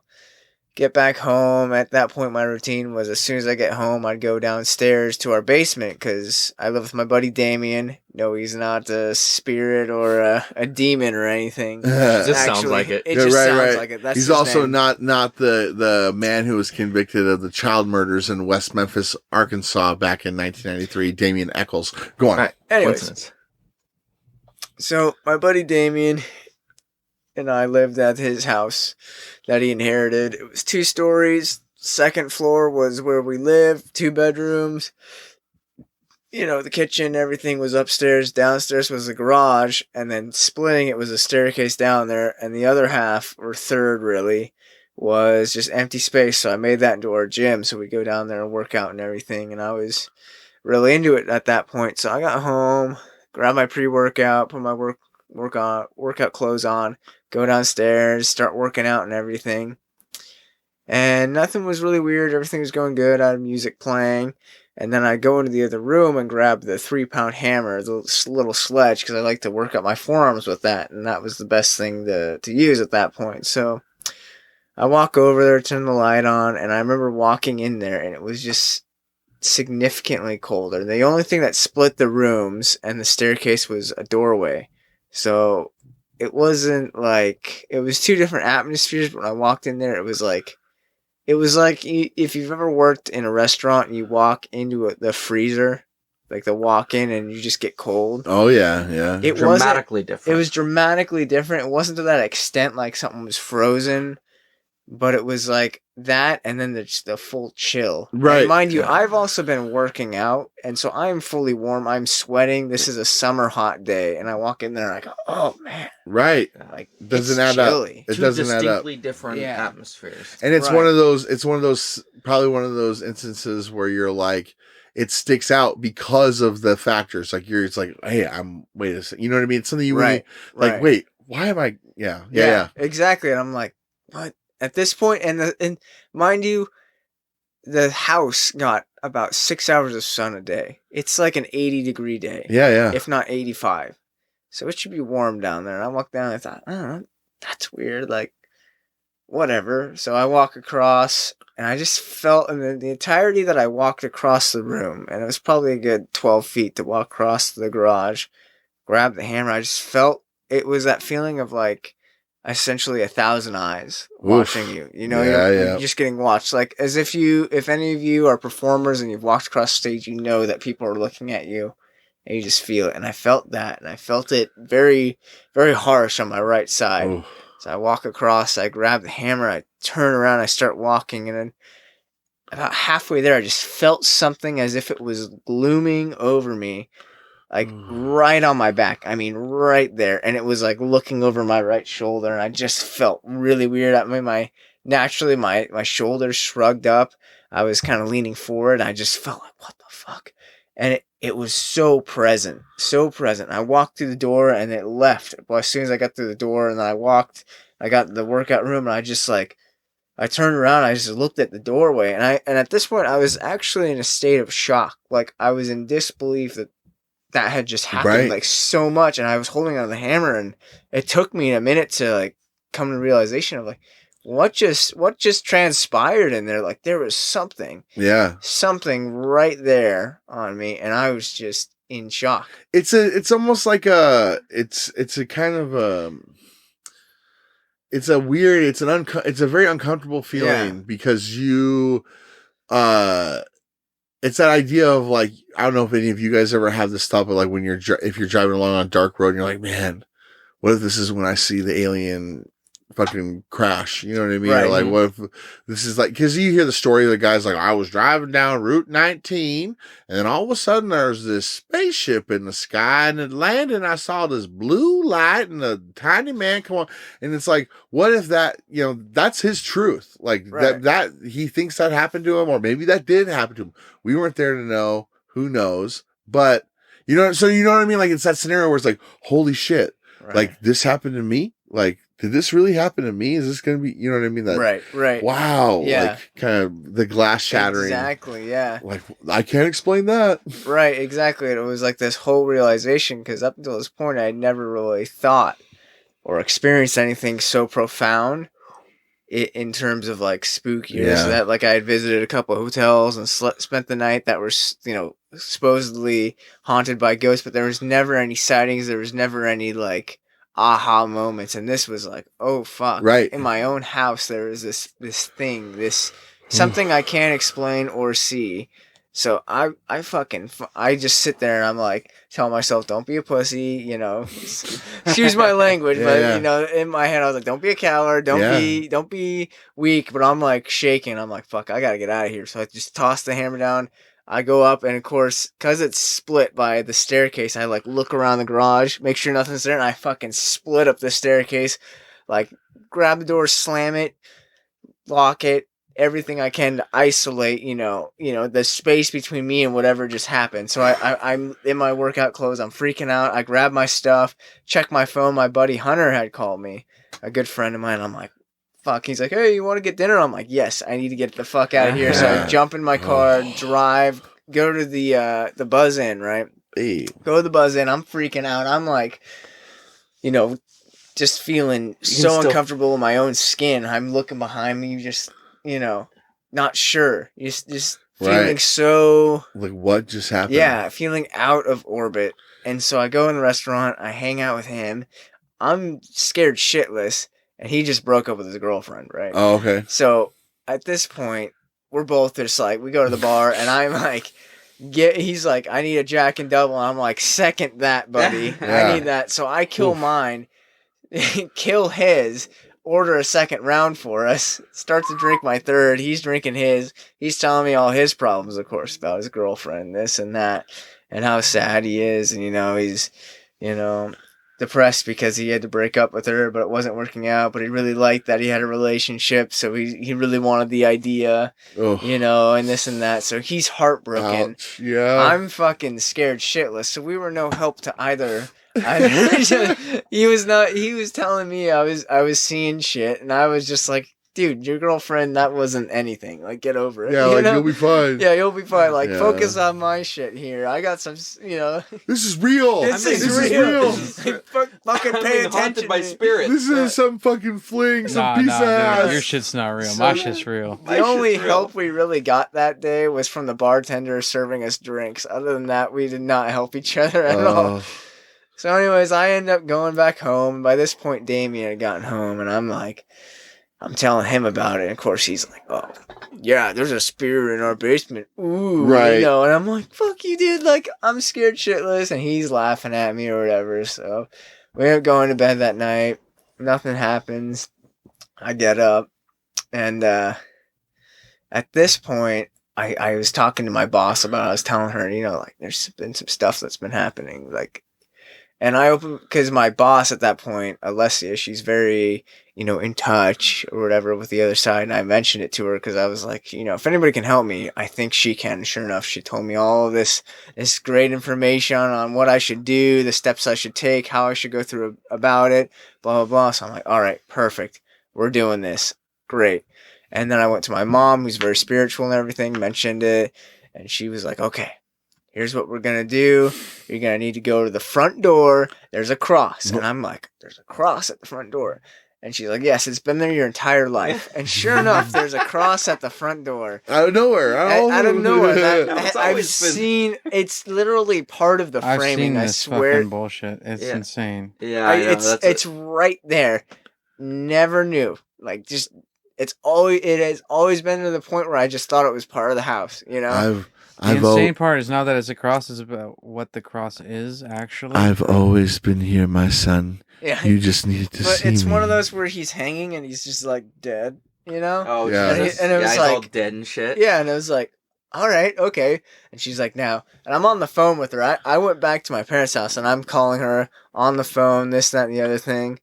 And she's like, okay, now you have to open the cross. And I'm like, open the cross. I'm like, cross. open the cross. It's And she's like, put your hand on Jesus and push up. So I put my hand on him, lift up. This thing opens up. There's like candles and like holy water in there. Oh, holy water. Oh, I'm like, shit. I'm Here like, we go. This is a she's kit. telling me what I have to do, and I'm just thinking to myself, like, my mom has done this. She's been outsourcing her Oh help my to gosh. fight. This is not the fighting first time that demons. somebody's called her and been like, what do I do about this Right? situation? Yeah. No, I'm like, definitely. What the fuck? So I'm thinking, like, is this like something that's passed down through like generations? Is like fighting demons and Vampire ghosts? hunters. Yeah, are we vampire hunters? So I'm just thinking, like, Jesus, what have I walked into? Oh, wow. Was I not holy enough for this? Oh, that's Do I not great. know? So she's like, okay. So now you gotta go to the store. You gotta get more Jesus candle, like the Catholic kind, that has Jesus and blessed by saints. This and the other thing. I had to go get salt. I had to go get sage for smudging. All this stuff. So I collect all these things. Witch shit. And I'm like driving around, and at this point, I haven't really witch shit. slept. either. This is the next morning. I still haven't really slept. Oh. So, and I haven't showered yet. I wasn't comfortable showering. So I'm like going around, and I, for whatever reason, I decided to wear full black. And so I'm driving around and smelly as hell, and I haven't shaved either, really. So I'm just like collecting all these random things. So get all this done. My mom's like, okay, we'll do the ceremony. So she comes over. My buddy Hunter ended up coming over because he wanted to laugh at us, and Of course. Damien, of course, was there, and they laughed at us and whatnot. And so we do the ceremony. We smudge the basement out. We say a prayer, light some candles. I'm like, okay. And my mom gives me her rosary with the cross on it. I'm like, okay, I'm feeling good, you know. So anyways, I feel good about it. I'm like, this will definitely work. We put salt around the area. This thing's gone, right? So that was a Wednesday. Wake up on Thursday. Or no, this would have been Thursday morning at about 4 a.m. Oh, shit, okay. I wake up, and all I hear is and I can feel the rumbling below me, right? Now, my bedroom is located right above where I felt that eerie feeling. Oh. And right below me, the garage is going as if something is trying to get the fuck out of our garage. Oh. Like trying to break out. I'm like, oh, fuck. Oh, fuck. Yeah. And this goes on for about 5 minutes. Or not 5 minutes, about 15 seconds. And so I'm like, shit, this thing's trying to fucking escape. We didn't do anything good. We didn't scare this thing away. No, this thing's trying to fucking get out and kill me. So I sit there. Now I'm in shock. This is even worse than the first time. I am losing my shit. The entire house was shaking from this fucking thing. Oh. I am sitting there. I'm like, what the fuck do we do? What do I do? What do I do? So I sit there for a minute, and I thought, Matt, you got to get the fuck out of here. This thing's going to come up that staircase, open that door, look through your fucking door, and kill you. You are going to die. Get the fuck out. Oh my gosh. So I grab my shit, throw on clothes as fast as I can, falling over myself, getting up. I look at Damien's door. I thought, you know what? Fuck you. You didn't believe me. I'm leaving. I am leaving your ass for dead. Yeah. Fuck you. Fucking grab my shit. Fresh meat. I grab my wallet, my keys, throw everything in the backpack, go out the front door, slam the door, and I'm looking for my key. I pull out my keys, and I shit you not, I was shaking. My keys, I could barely get them. Oh, it was literally one of those horror movies where they're trying to get in, and the guys slowly fumbling through their keys. Yeah. And the guys as the killer approaches, slowly take step after step up the staircase. And they drop them on the ground. I'm sitting there. I'm like, fuck. And I mean, I'm literally mouthing this. Fuck. Flipping through my keys. Finally find the house key. Slam it in there. Lock it. Turn off.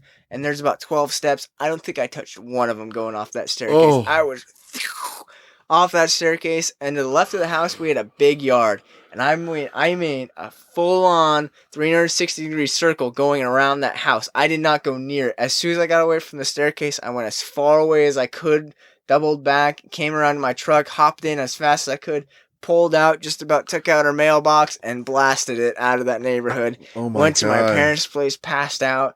I thank God it was 4 a.m, so there was no one on the roads, because I blew through every stop sign going home. Holy shit. So I get home, my parents' place, hop out, sleep on the couch with the dogs. I had 2 of the dogs sleep with me on the couch. I was like, you guys need to be right here with me for this shit. So wake up in the morning, my mom's right there, and she's like, oh, what are you doing here? And I was like, Mom, that thing tried to fucking kill me. Damien might be dead. I don't know. I left. I set the house on fire and I left. I don't know if he got out on time. But it should be. Let's say a prayer for Damien. Yeah, I strapped an M80 to some holy water, threw it through the window, and fucking fled. I don't know what's gonna happen. So I get home and I'm like, Mom, I'm sitting in bed. I wake up and the fucking garage is fucking going off, and the door and the thing is trying to kill me. The house is rumbling, and she goes, well, you know what happened last night, Matt? And I go, what do you like? Oh. And she goes, we had an earthquake. Oh. Hey. Yeah, we had like a 4.0 earthquake last night at 4 a.m. I go, what? And she's like, because I am completely convinced that this thing is trying to kill me. So now it makes sense. Suddenly I'm putting the pieces together. Wait, the power flickered. You know, all the little switches in my room flickered. Yeah. You know, maybe that was part of it. Maybe when I left, why all my neighbors were on the outside of their houses talking to one another. Maybe that had something to do with it, you know? So there were signs there, but I was so convinced. I saw none of them. You come. Absolutely. You guys hear the ghost too? You guys. Or maybe he pissed off this ghost for whatever reason, and then he caused an earthquake. Yeah. Matt comes. I'm sorry, I caused this guy. Matt comes whipping out of his place. He's whipping out of his place. Full sprint, does a 360 degrees big circle, right? All of his neighbors are out in the yard going, man, that guy was really scared by that earthquake or some shit. That's just like, shit. He just drives off. Just like, It's just an earthquake. It's just a 4.0, buddy. He does a lot of crack. Just let him go. Well, you know, I thought about putting the sprinkler system in. And, oh, shut up. Oh, look, that's. Oh, don't mind him. That's Matt. I think that earthquake spooked him. Just shit, he almost took out his fucking mailbox. Right? I heard his biggest fear is earthquakes. I don't know. Yeah. I heard his friend had his asshole sucked out of his butt by a hot tub drain. Jacuzzi? Yeah. Jacuzzi. I heard that same rumor. Yeah. Of who? Who'd you hear that? That was a great story, Matt. Oh. Well, wait, there's more. All right, there's more. So all right, then perfect. Oh, what? I go back home. I'm not afraid anymore. I come to the realization that I'm just a little bit paranoid, right? Yeah. Get over that. I admitted it to people immediately. Yeah. Because I had to just know. I had to just accept the fact that I just went a little too far. And it was funny. Yeah, That's a funny story. Yeah, Just yeah. completely denial, did not realize the signs were there. I was just off in another world. So about a week passes, everything's good. I started working out downstairs. I mustered up the courage. First day was a little, freaky, but I got through it. So I'm working out down there one day, and I'm sitting there just doing curls and whatnot, and because of the way the lighting is in the garage, the light sits in the back corner of the main garage and casts the light through the doorway. So if anything moves in that room, it casts the light into the room I'm in. So I'm sitting there, and sure enough, something moves, and I'm sitting there, I'm like, Matt, you were seeing things. And I mean, I sat there and I talked to myself for a couple minutes, said, Matt, you're seeing things. Don't lose it. Remember the earthquake thing? Come on. Pull yourself together. Right. You're an adult now. You're living on your own. You got this. And so between that door, or between the rooms, once again, there's that doorway.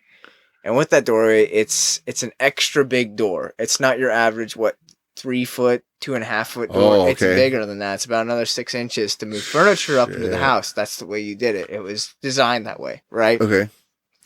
That door is full wood. It's pretty heavy. You have to really move it, or you have to grab it in order to get it to move, right?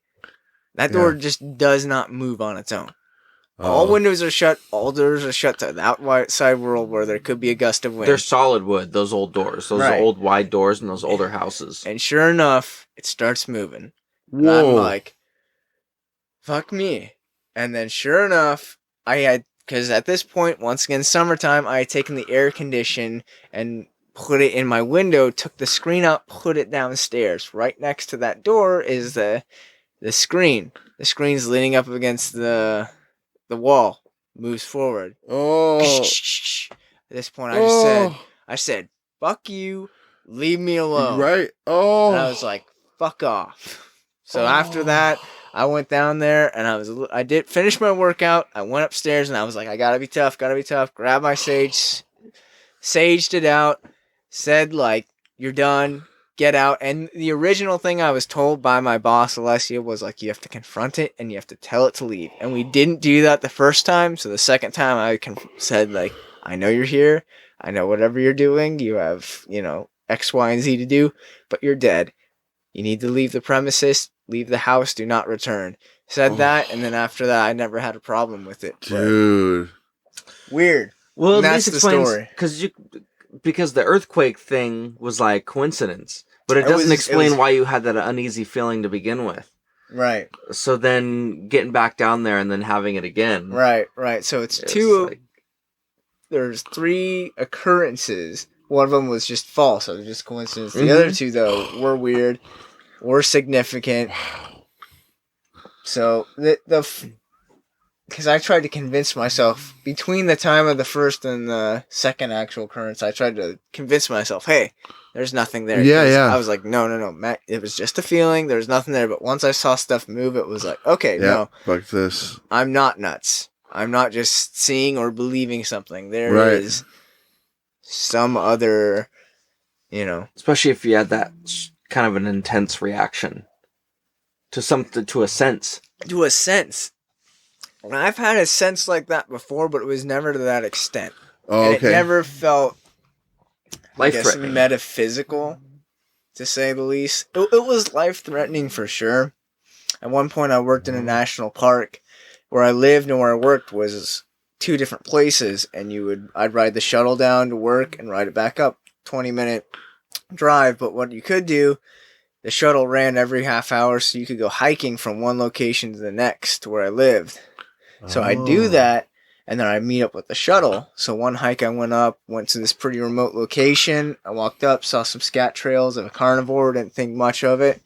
Walked up to the cliff and was looking at the mountain, super beautiful, and then I got that feeling of, oh, something's watching me with ill intent, and then I was like, that's an animal. Had my knife on me, and I was like, I bet that's a cougar, so I cinched up my backpack to protect my neck in case anything tried to pounce on me. Right. Pulled my knife out, had it in my hand, grabbed a stick, walked down, checked all my corners, everything, walked down. Now, I knew something was watching me. I knew exactly how to deal with it. I just felt like the sixth sense. Now, this was sixth sense, but heightened and just beyond this reality. So, no. Yeah, very, very weird. Very weird. Fuck, dude. Oh, those are spooky. That is spooky. Very spooky. Yeah. I hope I don't encounter that again, but you never know. You never know, man. You never know. Well, shit. All right. Well, I think that's gonna be it for us. That's a lot of spook there. I think so. That's a lot of content. Yeah. Give the people what they want. We give the people what they want. Right. A real quick follow up to because you said make your intention known. Like right. My old stepmom Julie. Used to watch those shows like Sylvia Brown, like the psychic. And so there was at my dad's old house, he's talking about how he thought the place was haunted. We'd go there and visit and stuff. And he had those like window, like the big sliding glass window with like the drapes that are just like plastic slabs. Yeah. So he had those and, he said there was one day they were just like in the kitchen or whatever, bullshitting. And, one of those tabs, like my sister's beads, started moving. Like someone was tapping it like this, but it was like moving back and forth. So it was like tap. So like just this one, like, shade was moving out of like 30 or 40 of them. So my stepmom goes, she sees it. My dad goes, oh, look, holy cow, like spooky. So I guess my old stepmom yells, go into the light, and just like yelled out, like just out. My dad said the fucking thing just stopped on a dime. Oh my god! Huh. Going. That's all you had to do. You don't have to go and get your vampire kit from your parents' place. But right? I'm just saying that, like, there's a lot of theory about like saying your intention and go away, or in the name of Jesus Christ, be gone. And that house was interesting too because I didn't really live there. We were only there on the weekends, but I remember my dad and my old stepmom having a party there for like my dad, whatever birthday it was. But there's a birthday party, and they had gotten pictures developed, and one of the neighbor women they did a picture of her sitting out like in the carport smoking a cigarette. And with the shadows and whatever, with the smoke in the air, right above her head, it looked like there was like a demonic like face in the smoke. Oh my god! And they all saw it and were just like, shit. Because that was the thing. She was in the smoking section, like where everyone smoked. But in the picture, she doesn't have any cigarettes or anything in her hand. She's not sitting there like a cigarette or nothing. So there's this cloud above her head, coincidentally. But then there's like this like kind of like, there was a face. I remember seeing it and being like, whoa. And like to the point where my dad and my old stepmom, they like hid it or they like got rid of it. Because I remember being like looking at it first, they're like, this is nope. And they showed her and she got really like upset about it. She was like, what the fuck? Beelzebub. How the devil for a son for me. For me. For me. All right. Sign off. That was the Brute and the Fruit. Hit us up on all the platforms, brute.n.fruit@gmail.com. Hit us up on Twitter, Facebook, OnlyFans, YouTube. MySpace. MySpace. Oh, God. YouTube. Burgers on Grindr. We have a lot of different podcasts. We're on YouTube. Directories. Matt, thanks for coming in, man. Thank you. Yeah, Great stories. Thanks for spending some time with us. Mm-hmm. Tim, we'll try getting this OnlyFans thing going. Yeah, we'll see. We'll try getting you that $100,000 payday. Yeah. I didn't You actually deserve it, want buddy. that. That was just. I don't know. I mean, I would eat a pussy for $250,000. Wow. I'd do it for less. What about less? I would do it. What's your price? I'd do it for $2,000. 2,000. I would do it for $2,000. It does depend on the pussy. That actually makes it reasonable. Like someone could. Someone could do that. Yeah. Right. Someone with money bags could just be like, I want to see this. I want to see that. I want to see that guy eat a pussy. Put your money where your mouth is.